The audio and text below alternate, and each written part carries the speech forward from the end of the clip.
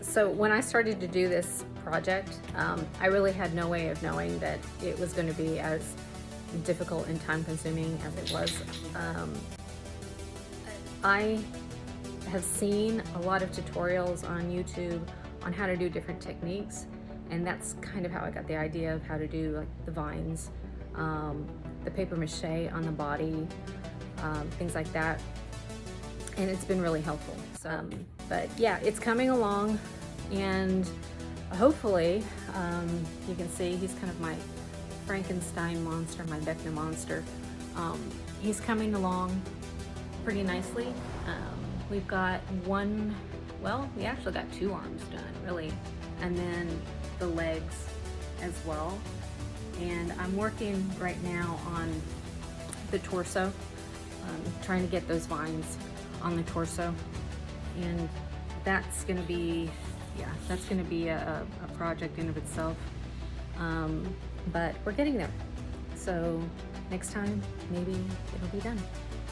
It all started with a 5-foot skeleton, pool noodles, bubble wrap, and duct tape.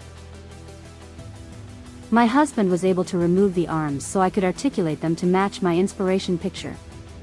I was aiming for the scene where Vecna is hanging in the attic in the upside-down house. Making a person out of recycled objects turned out to be a lot harder than I thought. I just had to keep wrapping and building up the body with bubble wrap and duct tape until I got a shape that looked proportional. The next step was to paper mache the entire body. Basically, it's tearing up strips of blue shop towels, dipping them in school glue and water, and placing them to create texture. Next came the base paint. Since I wanted everything to look cohesive, I had to find a base paint and highlight paint that matched the mask.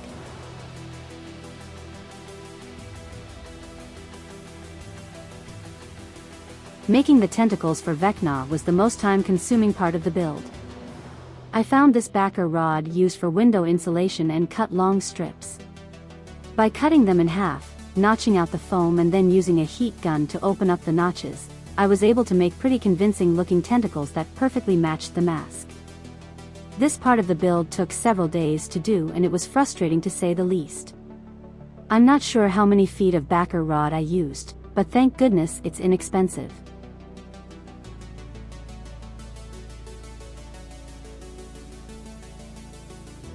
I finished off the build by making toenails out of clay and also using fake nails. Finally, I used a semi-gloss lacquer spray all over the body to make him appear a bit shiny under lighting.